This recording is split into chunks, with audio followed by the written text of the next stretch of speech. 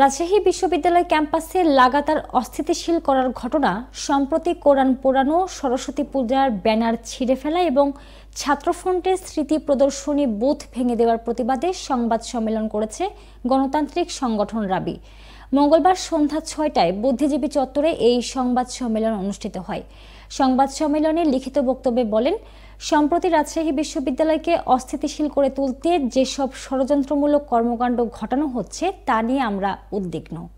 গত ১২ তারিখ কোরআন পোড়ানো, গতকাল পূজার ব্যানার ছিঁড়ে ফেলা এবং সর্বশেষ ছাত্রফ্রন্টের জুলাই স্মৃতি প্রদর্শনী মঞ্চ ভাঙা এসব কোনো বিচ্ছিন্ন ঘটনা নয়। সমস্ত ঘটনাকেই আমরা একটি গোষ্ঠীর ষড়যন্ত্রমূলক কর্মকাণ্ড হিসেবে দেখছি। গত ২৭শে জানুয়ারি বুদ্ধিজীবী চত্বরে সমাজতান্ত্রিক ছাত্রফ্রন্টের প্রতিষ্ঠা বার্ষিকী উপলক্ষে ছাত্র সমাবেশ শেষে ব্যানার অভ্যুত্থানের স্মৃতি প্রদর্শনীর মঞ্চে ঝুলিয়ে রাখা হয়।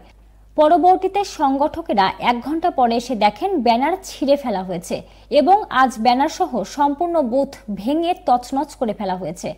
সিরাজ শিকদারের গ্রাফিতির ছবি ছিঁড়ে ৩ টুকরো করে দূরবর্তী স্থানে ফেলে রাখা হয়েছে। এছাড়া গত ১২ তারিখ কোরআন পোড়ানোর ঘটনার তদন্ত প্রতিবেদন প্রকাশে প্রশাসনের গড়িমসি এবং গত ২৭ জানুয়ারি সিরাজী ভবনে সরস্বতী পূজার ব্যানার ছেঁড়ার পরও প্রশাসন নিশ্চুপ। এইসব ঘটনা ক্যাম্পাসের গণতান্ত্রিক পরিবেশের ওপর আঘাত। আমরা এই ঘটনার সুষ্ঠু তদন্ত শেষে দোষীদের দৃষ্টান্তমূলক শাস্তি চাই।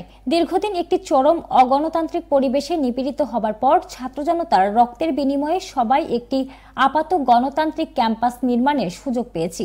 যারা এই অভ্যুত্থানের পরেও রাজনৈতিক প্রতিহিংসা চরিতার্থ করে ক্রমান্বয়ে আবার সেই সন্ত্রাস দখলদারত্বের পরিবেশ ফিরিয়ে আনতে চায়, এই অগণতান্ত্রিক শক্তির বিরুদ্ধে শিক্ষার্থীরা গণপ্রতিরোধ করে তুলবে। লিখিত বক্তব্য পাঠ করেন ফুয়াদ রাতুল, আহ্বায়ক সমাজতান্ত্রিক ছাত্রফ্রন্ট। উপস্থিত ছিলেন নাসিব সরকার, আহ্বায়ক ছাত্র গণমঞ্চ রাবি।